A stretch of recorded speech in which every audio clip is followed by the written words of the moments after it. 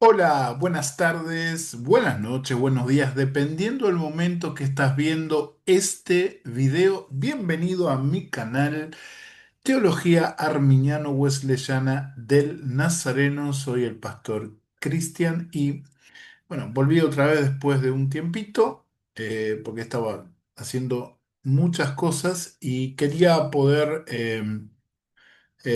profundizar con ustedes un tema teológico, como siempre hacemos en este canal, para que te ayude a tu crecimiento a la imagen de Jesucristo, para que puedas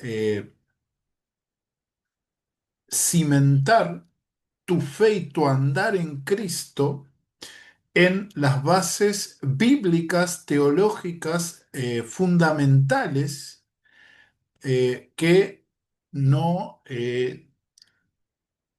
que no te lleven a ese escenario que el apóstol Pablo allí en Efesios capítulo 4 dice que puede hacer que el creyente se le lleve por cualquier viento de doctrina. Entonces, en esta oportunidad vamos a charlar un poco sobre el tema del infierno, pero desde lo que plantea este pequeño Jort que habla acerca de este famoso cristiano norteamericano, Kirk Cameron, estrella de diversas películas cristianas, más conocido cuando era bastante más joven, hace unos años atrás, con la serie de películas Left Behind o Dejados Atrás, que se hicieron tres de la serie de libros de Dejados Atrás, ¿sí? Una serie apocalíptica, una serie que habla acerca de los que quedan después del arrebatamiento pretribulacional de la iglesia. O sea, los libros y las películas plantean eso. Los libros van desde la asunción del anticristo hasta el reino milenial, mientras que la película solo se enfoca en eh, el tema del arrebatamiento y todo lo que sucede hasta la guerra de las naciones, o sea, hasta el segundo sello. Característica, ¿no?, de estas películas y libros que toman ultra literalmente la profecía bíblica. Bien, no es el tema este que quiero poder compartir con ustedes, sino un cambio de postura aparentemente por parte de Kirk Cameron, eh, que está conmocionando al mundo de habla inglesa, al mundo cristiano de habla inglesa y también está repercutiendo acá al mundo de habla hispana. Entonces vamos a ver un poquito lo que plantea Kirk Cameron con respecto al infierno y vamos a desarrollar un poco desde la teología, desde la Biblia, desde desde el razonamiento cristiano lógico, el tema del infierno, ¿no? Que es un tema difícil, que es un tema que muchas veces cuesta como creyentes, como personas, poder digerir el castigo eterno, constante y consciente para todo aquel que rechaza al Señor, para todo aquel que decide apartarse de Dios, para todo aquel que persiste en su rebelión contra Dios. Entonces, hay varios temas que devienen del tema del infierno: la justicia, el amor, la esencia de amor de Dios, o sea, lesiona la esencia de amor de Dios la doctrina del infierno, porque es una doctrina bíblica, no es algo que agregó la iglesia o algo que desarrolló la iglesia y que no tiene asidero en la Biblia. Tiene un fuerte asidero en la escritura, la doctrina del infierno consciente. Y lo que postula Cameron es su alternativa, que sería el aniquilacionalismo o la aniquilación de los impíos. Entonces vamos a ver qué es lo que plantea Cameron y vamos a ver si esto es bíblico o no y vamos a reflexionar un poquito en la postura de la aniquilación de los impíos y en la postura bíblica del infierno. Si te gusta este video, por favor deja un like. Si estás de acuerdo, te pido que lo compartas y que también pongas ahí tu acuerdo si te bendice este video o no. Y también, si no estás de acuerdo, que dejes también tus comentarios. Necesito encarecidamente que puedan ayudarme en solo comentar. No tenés que pagar nada, no tenés que hacer absolutamente nada, solo comentar con respeto, con fundamento.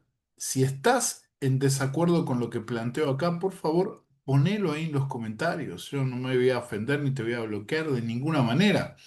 Pero sí, si hay falta de respeto o ataques ad hominem sin ningún fundamento, ¿sí? Los ataques ad hominem hacia la persona están mal de por sí, no hay fundamento alguno para los ataques ad hominem. Por eso yo les animo a que los que no estén de acuerdo con lo que postulamos acá en este canal, lo puedan hacer con respeto, pero que lo hagan, ¿sí? Y los que están de acuerdo, si quieren dejar su acuerdo o preguntas o lo que quieran, tienen abierto allí a los comentarios. Bien, vamos a primero reaccionar a lo que dice Cameron por medio de este short que es del canal Pastor Grant.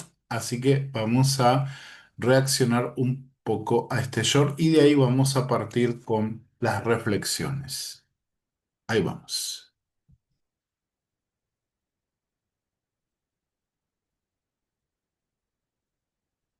Esperen que está un poco lagueado. Ahí vamos. Concepción tradicional del infierno. Vamos a cubrir este clip en la transmisión en vivo de mañana. Mira, solía sostener la postura del tormento eterno consciente porque eso es justo lo que me enseñaron las personas que amo y en las que confío. He aprendido que hay otras posturas y se puede hacer un argumento muy sólido a favor del condicionalismo o el aniquilacionismo como Edward Fudge plantea aquí. Y se ajusta al carácter de Dios. En mi opinión, más que la postura del tormento eterno consciente, porque incorpora la misericordia de Dios junto con la justicia de Dios, no deja de lado el juicio. Es justo, pero también encaja con la imagen del Antiguo Testamento del destino de los malvados, que es ser destruidos, que es morir y perecer, no vivir para siempre en una barbacoa eterna. Kirk Cameron ha salido y ha negado la concepción Bien. tradicional del infierno. Vamos a cubrir este clip en la transmisión en vivo de mañana. Bien, tengo algunos retrasos ahí con la imagen, pero bien. Ya tenemos más o menos el planteo que hace Kirk Cameron. En principio nos dice que él está replanteándose a sí mismo la postura del infierno eh, o el tormento eterno consciente del impío en el infierno. Y plantea también algunas cosas para respaldar eso, como que no coincide con el carácter de Dios y que ver o tomar como una alternativa para interpretar, porque eso es lo que hay que hacer. No es decir, bueno, ya está, no hay más infierno y ahora Dios aniquila a todos. Yo tengo que incorporar ese nuevo razonamiento teológico a lo que dice la Escritura acerca del infierno, del Hades, del lago de fuego, ¿sí? Las distintas formas de nombrar a lo que pasa después de la muerte para el impío, que es la prisión temporal, que es el Hades, que sería parte del infierno, y el infierno eterno, que viene después, que es el lago de fuego, que está concatenado con la descripción que hace Jesús en los evangelios, nuestro Señor Jesucristo, con la gehenna de fuego, que está o viene de eh, de o es una metáfora que se construye de el valle de fuego de Hinnom, donde tiraban los habitantes de Jerusalén la basura en el siglo primero y los cadáveres y todo eso, y los animales, las alimañas que viven ahí, etcétera. Entonces, Jesús toma esa imagen y la usa para describir lo que va a ser el infierno final. Sí, técnicamente hay dos infiernos, uno temporal y uno final. Ahora, el Hades es la prisión temporal. ¿Por qué la prisión temporal? O sea, esto está en la escritura. Porque es la prisión que van los impíos hasta el juicio del gran trono blanco. Quiero poner esto de contexto para que quede claro. Voy a ya empezar con la escritura y vamos a empezar a hablar después un poquito de lo que plantea Cameron. Pero vamos a ver algo de contexto. Tenemos la mención del Hades. Hades está tomado de la mitología, el nombre está tomado de la mitología griega. Hades era el principio, en principio era el guardián del inframundo, que después se lo denominó, los griegos lo denominaron con el mismo nombre de ese dios guardián en la mitología griega.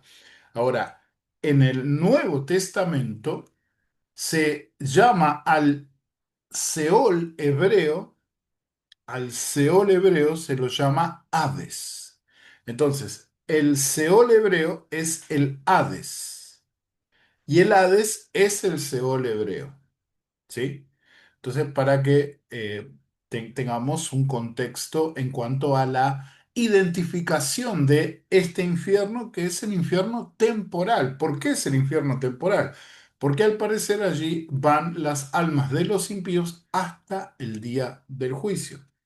Y lo tenemos allí bien clarificado en Lucas capítulo 16. Lucas capítulo 16. Hay por lo menos dos pasajes. Hay varias menciones en el Nuevo Testamento del Hades, pero vamos a ver dos pasajes que respaldan la idea de el Hades como ese infierno temporal. Y quiero aclarar por qué es temporal. Ahora, Lucas 16, vamos a la historia del rico y Lázaro. Lucas 16, verso 22 dice, sucedió que murió el mendigo y fue llevado por los ángeles, dice acá el Señor Jesús, al seno de Abraham, y murió también el rico y fue sepultado. Y ahora habla del rico. El mendigo fue llevado al seno de Abraham, que sería esa parte del Hades o Seol que estaba separada para los justos. Ese seno de Abraham no es el cielo. Ese seno de Abraham no es la presencia de Dios, sino que ese es el lugar de descanso que iban los justos, a esa parte del Seol que iban los justos, porque el Antiguo Testamento dice que los justos iban también al Seol, pero a ese paraíso, a ese lugar de reposo, hasta que Cristo resucita y asciende a los cielos. Y en la resurrección, al parecer, Él se lleva cautiva, como dice el apóstol Pablo, cautiva a la cautividad, cumpliendo el Salmo allí, y dice después que da dones a los hombres. Todo eso se cumplió, y el llevar cautivo la cautividad implica que ya las personas, los que están en Cristo Jesús, no van a ese paraíso, a ese seno de Abraham, sino que van a la presencia de Dios. Entonces, dice, verso 23, y alzando sus ojos en el Hades, estando en tormentos, ve a Abraham desde lejos y a Lázaro en su regazo.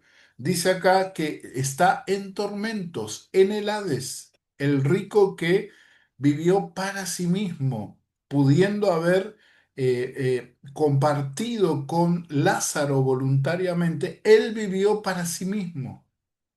Vivió una especie de burbuja egoísta en sus riquezas. ¿Y dónde terminó? Bueno, terminó en el Hades, en esa parte de tormento del Hades. Y dice la escritura, y dando voces dijo, Padre Abraham, ten misericordia de mí y envía a Lázaro para que moje la punta de su dedo en agua y refresque mi lengua, porque estoy atormentado en esta llama. Esa parte del Hades es una parte de tormento, es decir, que acá ya la escritura nos dice que el impío después de morir va al tormento. El impío, después de morir, va a un lugar o a un, sí, a un lugar, vamos a decir, espiritual, no físico, pero a un lugar de tormento.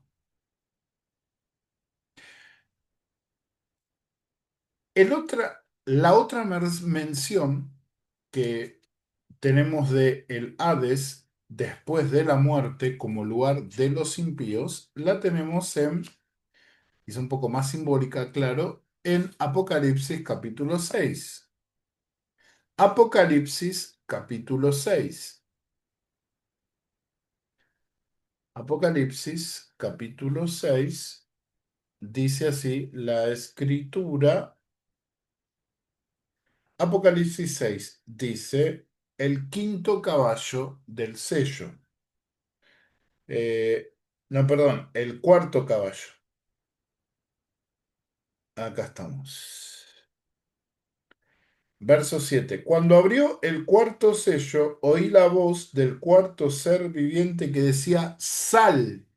Verso 8. Y miré, y aquí un caballo pálido, y el que lo montaba tenía por nombre Muerte, y el Hades seguía tras él, y le fue dada autoridad sobre la cuarta parte de la tierra. ¿Para qué? Para matar con espada, con hambre, con pestilencia y con fieras de la tierra. Bueno, acá tenemos una onomatopeya donde se está personificando a la muerte física y al destino de eh, el muerto impío, obviamente, que es el Hades. Porque no dice que a esta gente le seguía el cielo o el paraíso, no. Dice que la muerte estaba destruyendo o va a destruir a la cuarta parte de los habitantes de la tierra y quien le sigue a esta personificación de la muerte es el Hades. Por ende, estos que mueren van al Hades. Y como vimos en la historia del rico y Lázaro, los impíos que van al Hades van a un lugar de tormento. Ahora, ¿por qué digo que es temporal el Hades? Porque un día el Hades dejará de existir. Un día este lugar de tormento va a desaparecer y todos los que están en el Hades comparecerán ante su juez en el juicio gran trono blanco y serán arrojados a el lago de fuego. Vamos a Apocalipsis 20. Solo acá estamos planteando el contexto para poder después eh, introducirnos en eh, los, eh, los planteos que hace Cameron en cuanto al la aniquilación y la doctrina bíblica del infierno. Apocalipsis 20, a partir del verso, el verso 13, dice, y el mar entregó a los muertos que había en él, y la muerte y el Hades entregaron a los muertos que había en ellos, y fueron juzgados estos muertos cada uno según sus obras. Esta es una manera simbólica, eh, acudiendo a una imagen de prosopopeyas, personificando a cosas que no tienen personificación, como la muerte y la habitación de los impíos después de dejar sus cuerpos acá en la tierra, dice que ellos que estos dos personajes, estas dos personificaciones, la muerte y el Hades, es decir, lo que hace que nosotros muramos o dejemos de estar acá en la tierra con nuestro cuerpo, y después el alma del impío que va al Hades, dice que entregaron los muertos. Esto es una resurrección de los impíos. ¿Y qué dice el verso 14? Y la muerte y el Hades fueron arrojados al lago de fuego. Esta es la muerte segunda, el lago de fuego. Hace la aclaración acá. El infierno final es el lago de fuego, la muerte segunda. La muerte primera es el haber dejado esta existencia física y pasar, para el impío, pasar a el Hades, que es un lugar de tormento hasta que ocurra el juicio final. Entonces, podemos decir que el impío, según el testimonio de la Escritura, de forma eh, evidencial, de forma evidente, eh, el impío sigue consciente, va a un lugar de tormento y después, cuando ocurra la resurrección, tendrá que enfrentar a su juez, al Dios vivo todopoderoso, rendir cuentas de sus obras y será arrojado al lago de fuego, que es la muerte segunda. Este lago de fuego es eh, simbolizado en los evangelios como la jena de fuego o el horno de fuego. Vamos a ver aunque sea una, un ejemplo. Acá está. Mateo 10:28 dice, no temáis a los que matan el cuerpo, pero el alma no puede matar. Temed más bien al que puede destruir el alma y el cuerpo en el infierno. Esta es la jena.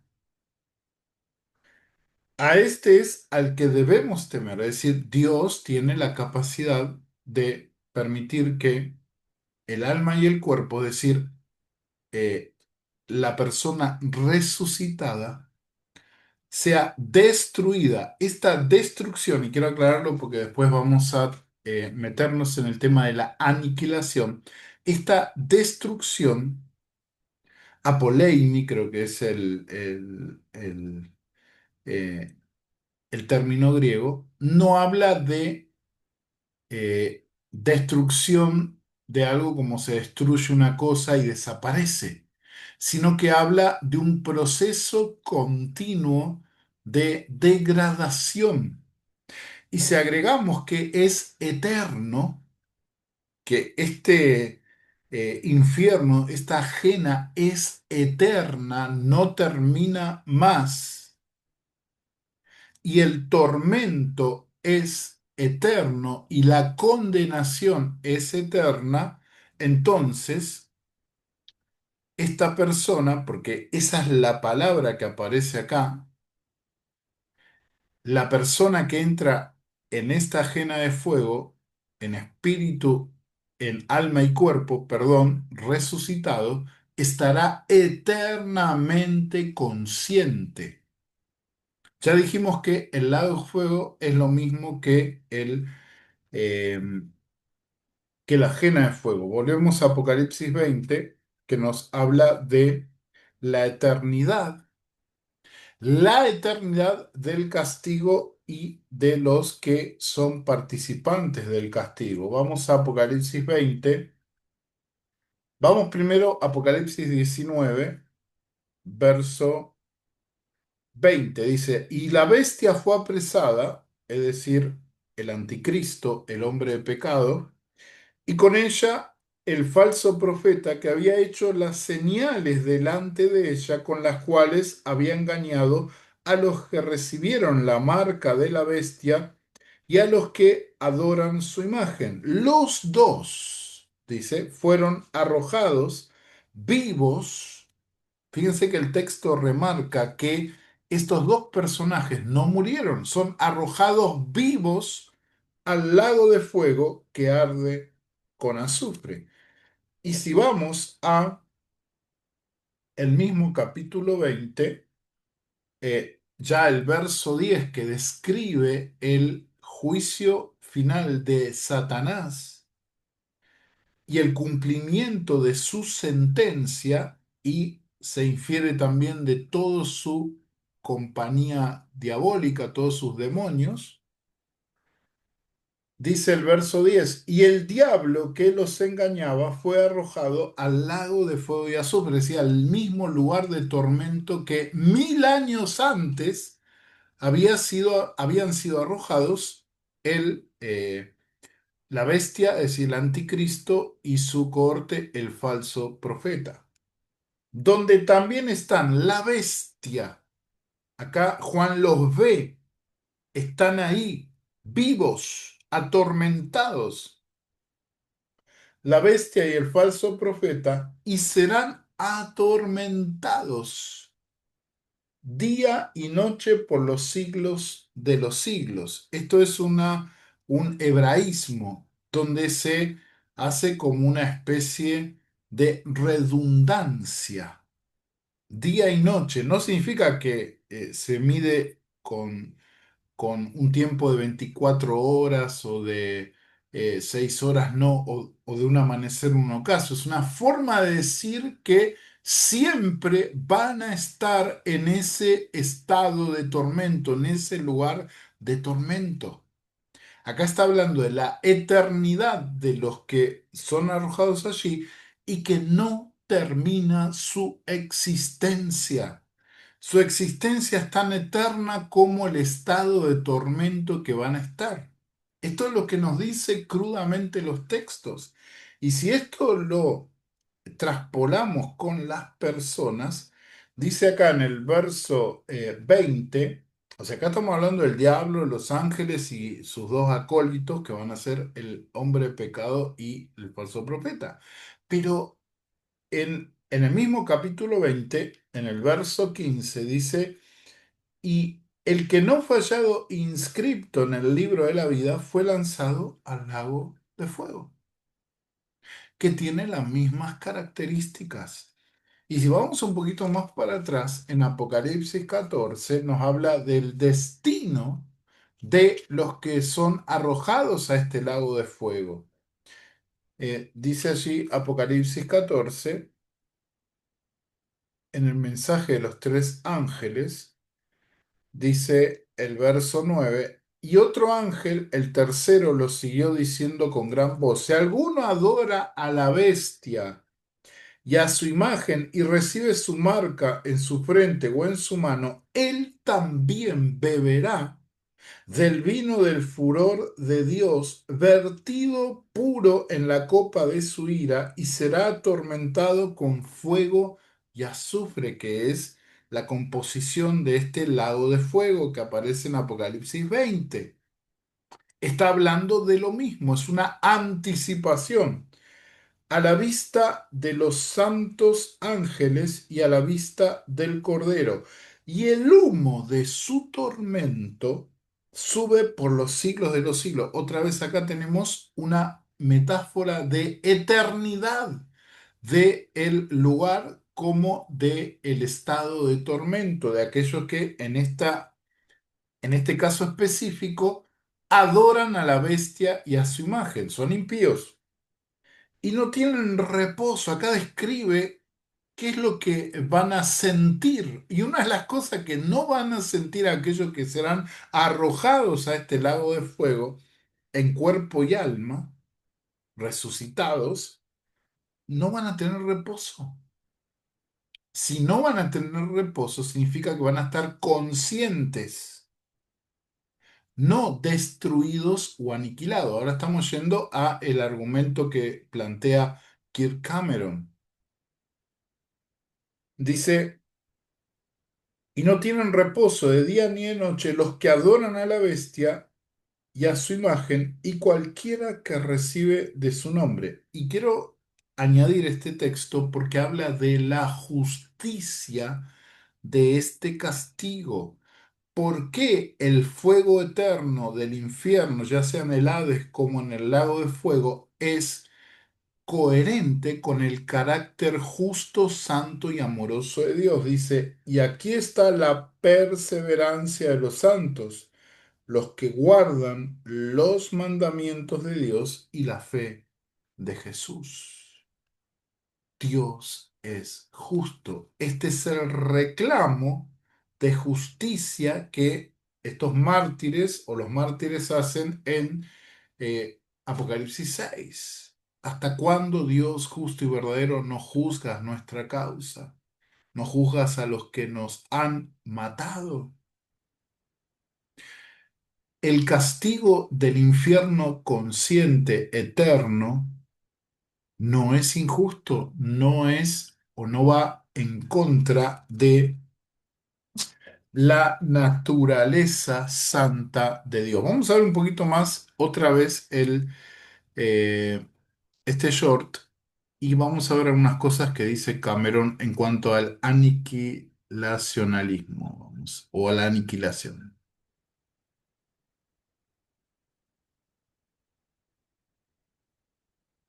Yana, mira.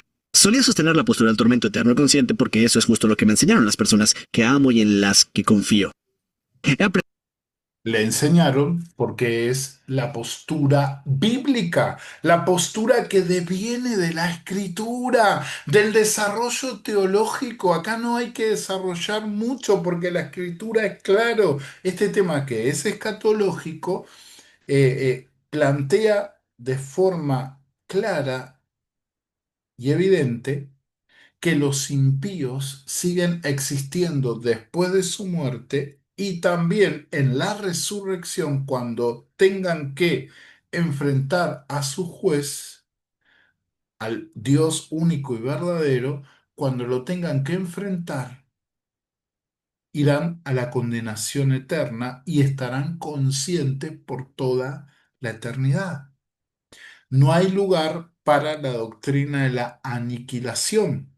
Esto se enseñó durante siglos y no fue un agregado de la iglesia. La iglesia católica hizo agregados doctrinales equivocados a la escritura, perdón, a la doctrina bíblica.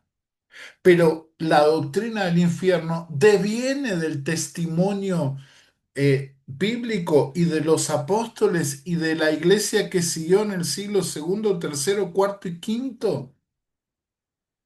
Es cierto que después se agregó el purgatorio y supuestas visiones del infierno, etcétera, etcétera, el infierno de Dante, exageraciones, eh, connotaciones populares acerca del infierno, pero la escritura es clara y la enseñanza que se ha transmitido en la iglesia en general es la correcta.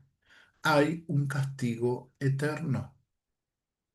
Y las personas que entran dentro de ese castigo estarán conscientes por la eternidad. Pero sigamos un poquito más, a ver, en esta aprendido que hay otras posturas y se puede hacer un argumento muy sólido a favor del condicionalismo o el aniquilacionismo como Edward Fudge plantea aquí. Y, y se ajusta al carácter de Dios. En mi opinión, más que la Bueno, ahora vamos a ver que no. El infierno eterno sí se ajusta al carácter de un Dios justo y santo, como vimos acá en Apocalipsis 14. Se ajusta al carácter de un Dios justo y santo. La aniquilación no. La aniquilación es lo contrario. Aquellos que hicieron tanto mal y que nunca recibieron su justo castigo acá en la tierra, cuando terminan sus días acá en la tierra, desaparecen y ya, dejan de existir y ya, van a la inconsciencia eterna y ya. Eso es lo que dice la escritura. Primero, no es lo que enseña la escritura. Segundo, si lo razonamos, es contrario a el carácter justo y santo de Dios, y ni hablar del amor de Dios. ¿Cómo Dios va a aniquilar a su creación? Dios dice que dará a cada uno conforme a sus obras. Y la aniquilación no corresponde a ese planteamiento de justicia divina de que cada uno deberá cosechar lo que sembró. El que es aniquilado deja de sentir. El que es aniquilado ya no tiene más parte con nada de nada. Pero vamos a verlo ahora bien. Quiero terminar con la reacción y dejamos reaccionar y vamos a verlo de manera profunda. Postura del tormento eterno consciente, porque incorpora la misericordia de Dios junto con la justicia de Dios, no deja de lado el juicio. Es justo. No. La aniquilación no incorpora la justicia ni la misericordia de Dios. No la incorpora, la deja de lado. Lo hace injusto a Dios y hace que sea Dios el que aplique el castigo, mientras que el infierno eterno es nuestra elección, es nuestra elección. El Señor Jesucristo dijo, el que cree en el Hijo tiene la vida. El que no ha creído en el Hijo no tiene la vida, sino que incurre en condenación. Si Dios aniquila al impío, al que rechaza a Cristo, esta verdad bíblica tan, tan bien planteada deja de tener sentido, porque es Dios el que decide el destino eterno. Y acá cada persona decide el destino eterno. Eso habla de el amor de Dios, que Dios permite que vos decidas no estar con Él. Y no estar con Él es la perdición eterna, pero es nuestra decisión. Vamos a terminar la reacción y vamos a profundizar sobre lo que plantea Kirk Cameron, si es viable doctrinalmente y si va con el carácter justo, santo y amoroso de Dios. Pero también encaja con la imagen del Antiguo Testamento del destino de los malvados, que es ser destruidos, que es morir y perecer, no vivir para siempre en una barbacoa eterna. Kirk Cameron ha salido y ha Bien, ahí cortamos, listo. No, no encaja con el destino que aparece en el Antiguo Testamento de los impíos.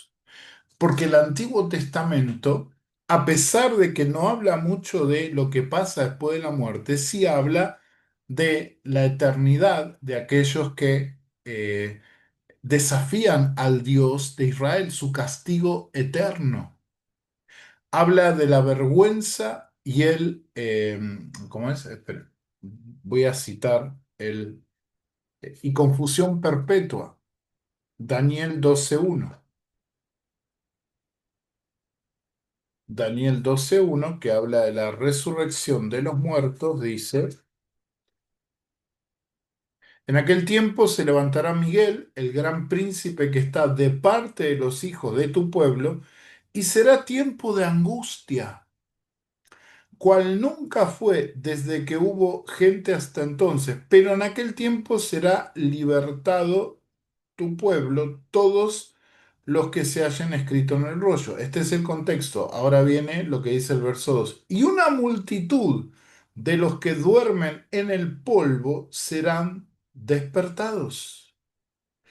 unos para vida eterna. Fíjense que acá en el Antiguo Testamento ya tenemos el concepto de la vida eterna después de la muerte. Acá está hablando de los muertos. Dice, unos para vida eterna y otros para vergüenza y confusión eterna.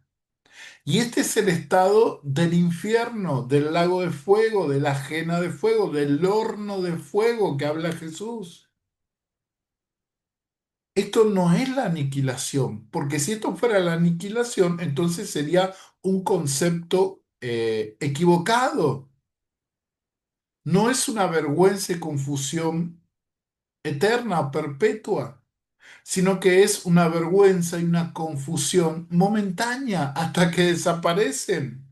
Pero acá habla de vergüenza y confusión, es un estado de miseria espiritual eterna que no acaba. Y si ese estado no acaba, es que la persona no deja de existir.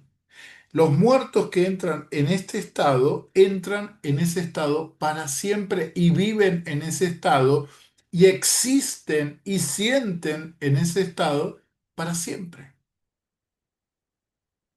Eso es lo que dice el texto. Entonces, el Antiguo Testamento no habla solo de la destrucción de los impíos acá en la tierra. No es coherente la aniquilación con el testimonio del Antiguo Testamento. En esto se equivoca Kirk. Lo admiré mucho en sus películas, hizo otras también, además de esa saga apocalíptica. Recomiendo sus películas, pero no recomiendo lo que está diciendo, porque está yendo en contra del principio bíblico del justo juicio de Dios sobre aquellos que constantemente viven rechazando el amor de Dios en Cristo Jesús. Pero bueno, vamos a terminar acá y vamos a ver un poquito el tema de la aniquilación. Vamos a dejar de compartir. A ver si me acompaña la compu. A ver, antes de ver el tema de la aniquilación,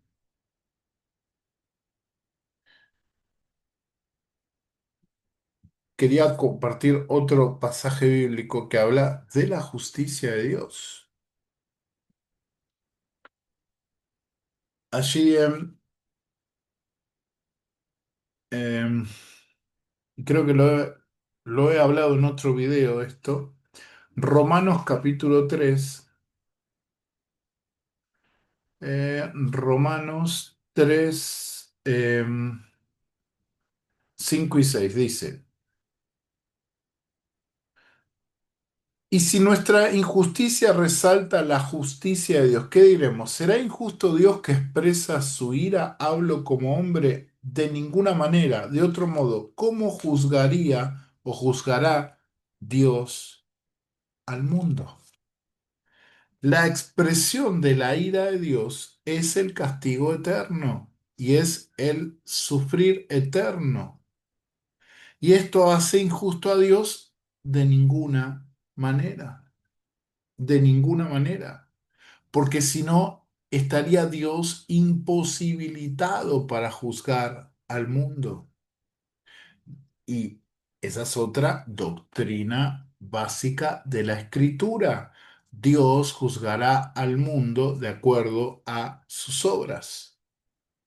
A los creyentes, en cuanto a lo que hicimos con Cristo, y a los que no quisieron recibir el amor de Dios por medio de Jesucristo, los juzgará de acuerdo a sus obras. Bien, después el tema de la justicia de Dios es evidente, por ejemplo, en Segunda de Tesalonicenses, capítulo 1, versos 6 al 9, porque dice que es justo, dice, es justo para con Dios pagar con tribulación a los que os atribulan. Dios va a juzgar a aquellos que destruyen a los hijos de Dios, aquellos que arruinan la vida de las personas, aquellos que asesinan, matan, roban, venden drogas que destruyen las vidas de jóvenes y adolescentes, aquellos que no tienen respeto por su propio cuerpo que lo creó Dios. Dios traerá juicio sobre ellos, dice ahí en Tesalonicense, en llama de fuego para dar pago a los que no conocieron a Dios ni obedecieron al Evangelio de nuestro Señor Jesucristo, los cuales serán castigados de eterna perdición por la presencia o la exclusión de la presencia del Señor y de la gloria de su poder. O sea, el hecho de ser excluido no significa ser destruido, sino que no participarán de la dicha eterna. Y eso le va a pesar. A alguien que es aniquilado, no le pesa nada porque ya no existe, porque cesó toda su existencia. Alguien que es aniquilado no puede pensar en lo que perdió por haber rechazado a Cristo, por no haber seguido al Señor como dice la Escritura. No, no lo puede hacer porque dejó de existir, porque no tiene pensamiento, no tiene mente, nada. No tiene yo, no tiene nada. Fue aniquilado. Estos pasajes no tendrían ningún sentido si el infierno se entiende como aniquilación. Pero vamos a profundizar en el tema de la aniquilación. Pero tengo unos problemitas. Ahí vamos. Entonces,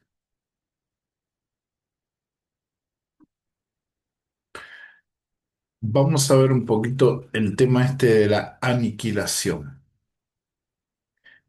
Tal como lo planteó Cameron, la aniquilación tiene que ver con que Dios va a hacer desaparecer las almas, los cuerpos resucitados de los impíos, en lugar de ser enviados, como dice la Escritura, al fuego eterno, a un tormento eterno, donde eternamente existirán en un estado de perdición y miseria perpetua. Entonces, los aniquilacionistas toman referencias bíblicas para poder solventar su postura de, por ejemplo, de la aniquilación. Por ejemplo, el texto que leímos de Apocalipsis 20:14, que dice que fueron arrojados la muerte y el Hades al lado de fuego, que es la muerte segunda. Es decir, que sostienen que el término muerte, thanatos, implica la desaparición o la inexistencia de aquel que muere o que entra en ese estado. Pero entendemos que en la escritura no es así, porque thanatos o muerte en griego implica, en el contexto del Nuevo Testamento, implica separación. En este caso, separación eterna, la muerte segunda o la separación de los impíos con su Dios para siempre. No, ninguna posibilidad de retorno o de perdón o de vuelta atrás. Eso es lo que implica la muerte segunda. ¿Por qué? Porque la muerte primera es la muerte física y la estancia en el Hades, como vimos que la escritura infiere de manera clara. Otro término es la destrucción eterna, según los que creen en la aniquilación. Ellos dicen que la palabra de Dios habla de que los malvados son destruidos. El apóstol Pablo dice, esto sucederá cuando, bueno, en 2 de Tesalonicenses, el, el término que se usa de la destrucción eterna o la eterna exclusión. Eh, Ellos dicen que el término destrucción en griego es incompatible con una existencia continua y consciente. La palabra perdición, en donde se dice que entran los malvados, eh, apoleia, significa literalmente perecer. Entonces dicen que si los malvados entran en estado de perdición, es decir, que se pierden o perecen para siempre o dejan de existir. También utilizan el término como no haber nacido. Jesús le dice a Judas, quien fue enviado a la perdición, que sería mejor para él si no hubiera nacido. Marcos 14:21. Antes que uno sea concebido no existe, por lo tanto, para que el, el infierno sea como la condición prenatal, tiene que ser un estado de inexistencia, según este pensamiento o razonamiento. Ahora, ¿cómo ya pudimos contestar un poquito cómo podemos contrarrestar este, este pensamiento de la aniquilación? En principio, cuando vamos a la escritura, entendemos el término muerte no como extinción, aniquilación o dejar de existir o de ser, sino como la simple separación del alma y del cuerpo. Santiago 2:26, que en ese texto dice claramente que la muerte es la separación de nuestra unidad del ser, nada más. No el dejar de existir o de ser. Cuando nuestros antepasados, Adán y Eva, se dice que perecieron o murieron, o Dios le dijo el día que coman del fruto del árbol prohibido, ellos morirían. Dios estaba dando a entender que estarían separados de Él espiritualmente. Y después, bueno, cuando sucediera el deceso del cuerpo, esa separación sería permanente si persistían en el pecado. Pero ellos no dejaron de existir cuando comieron del fruto prohibido y siguieron escuchando la voz de Dios. Antes de que uno sea salvo, está muerto en pecados y delitos, dice Efesios 2, verso 1, dice el apóstol Pablo. Y aún así, lleva la imagen de Dios. Aunque no pueden venir a Cristo sin la intervención, sin la gracia preveniente, eh, los muertos lo son espiritualmente y son conscientes eh, de su condición y pueden decidir creer. ¿Por qué? Porque no están aniquilados en cuanto a Dios, sino que están separados de Dios. Entonces pueden arrepentirse y volver a Él por medio de Jesucristo. Cuando se usa el término destrucción eterna, no es la aniquilación, porque esto no es eterno, es algo que ocurre en un instante y ya está. Si alguien sufre la destrucción eterna, entonces tiene que tener de por sí una existencia eterna.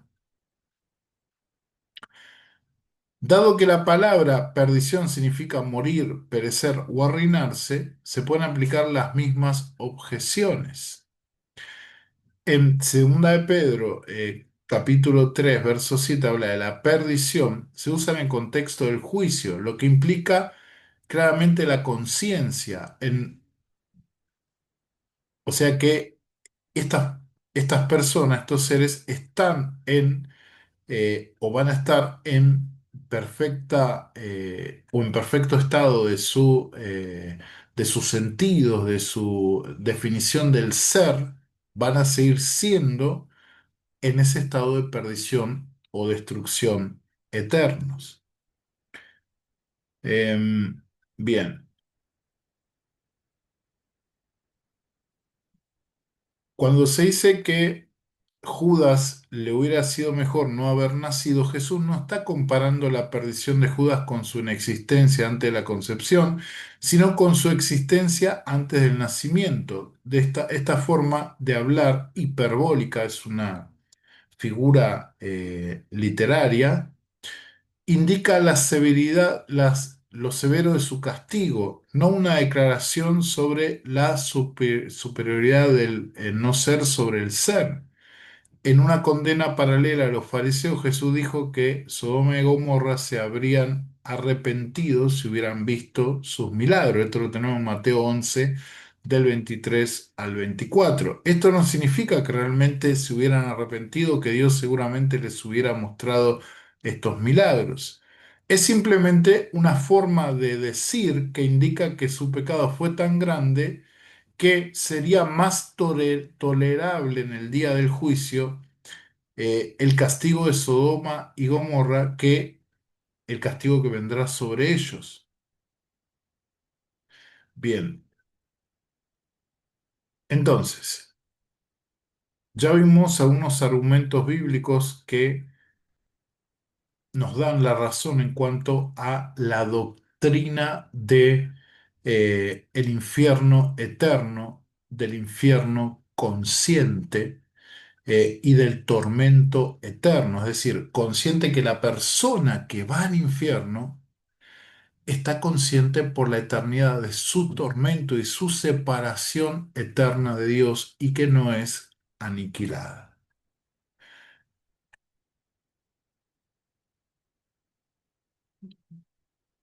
Entonces, ¿sería injusto un Dios que envía a un impío consciente, rebelde, que no quiere saber nada de él, a un castigo eterno, donde estará de forma consciente, como dijimos, en ese estado, en ese castigo? ¿Sería injusto? No. Sería injusto para el que sufrió toda la vida la impiedad de ese impío, sería injusto que ese impío no vaya a un castigo eterno y él no dure eternamente. ¿Por qué? Porque la aniquilación de por sí no es un castigo, sino que es la liberación de todo castigo. Job puede sufrir algo peor que la aniquilación en esta vida, el castigo de los seres humanos malvados en, después de la muerte, tiene que ser de por sí, si queremos que esté relacionado con la naturaleza justa, santa y amorosa de Dios, consciente. Si no, entonces Dios deja de ser justo, ya que habría dado menos castigo a algunos malvados que a algunas personas justas que han vivido acá en la tierra.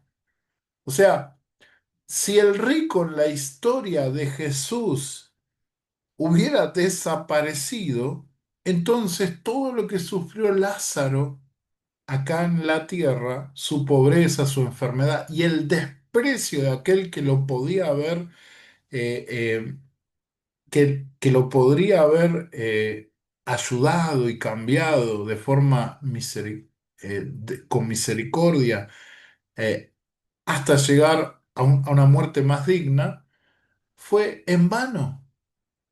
La historia de Jesús no tendría sentido y la historia tiene un sentido, que los que en esta vida piensan que eh, pueden escapar de las consecuencias de sus actos egoístas e injustos,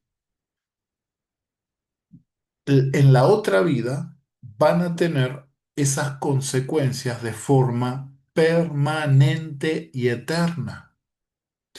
Entonces la historia, uno dice que es una parábola, yo digo que es una historia que está basada en hechos reales, que pudo haber sido real, eh, no tiene sentido de enseñanza. Toda la enseñanza de esta historia del rico y Lázaro deja de tener sentido.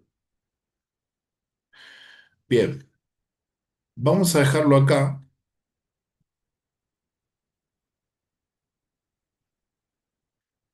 También, la aniquilación degrada tanto el amor de Dios como la naturaleza de los seres humanos como criaturas morales libres. Sería como si Dios les dijera, te permitiré que seas libre solo si haces lo que te digo. Si no haces lo que yo te digo, entonces voy a pagar tu libertad, es decir, tu existencia. Esto sería como un padre que le dice a su hijo, que quiere que sea médico, pero cuando el hijo elige, en cambio, no sé, ser otra cosa, el padre lo mata, lo destruye. El sufrimiento eterno es un testimonio eterno de la libertad y la dignidad de los seres humanos, incluso de los seres humanos impíos, no arrepentidos.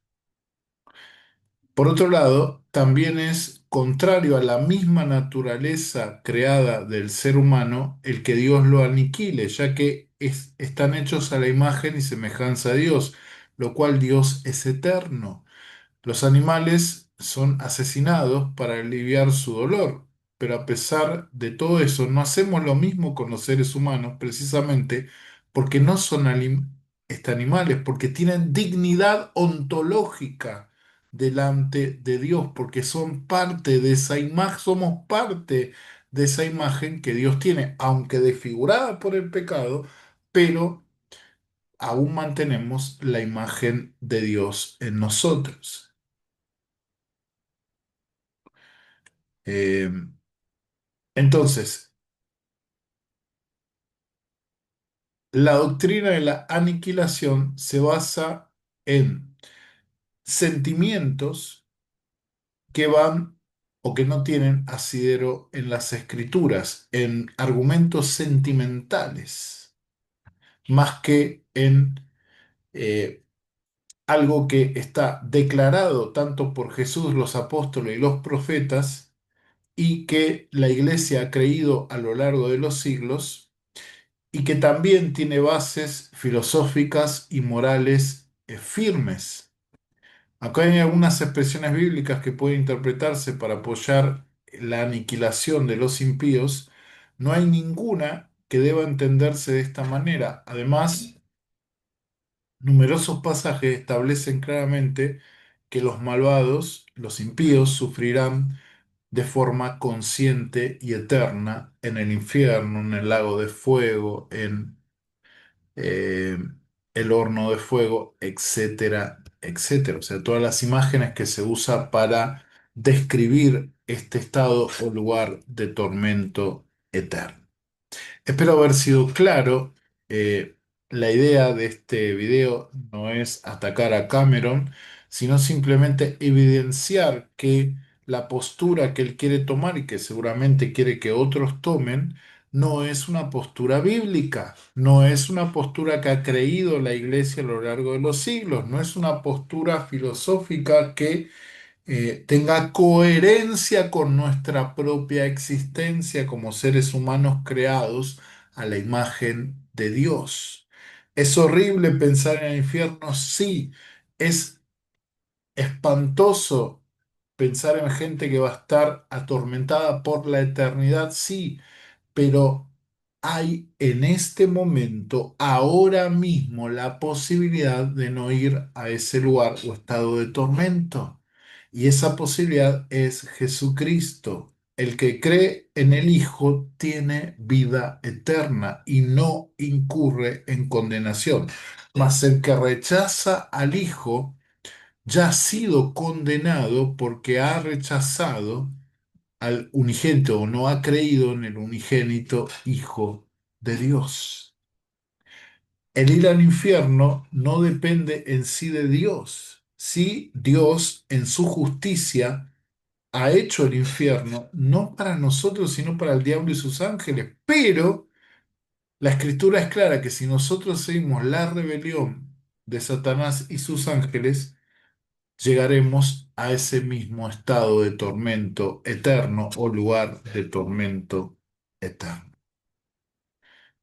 Espero haber sido claro. Si te gustó este video, te animo a que te suscribas, así puedo levantar más videos si no sos parte de mi canal.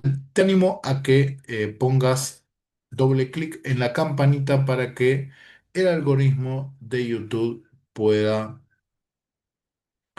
eh, pueda avisarte cuando voy a estar levantando más videos. Que Dios te bendiga, gracias por llegar hasta acá y nos vemos en el próximo video o podcast o audio video de este canal, Teología Arminiano Wesleyana del Nazareno.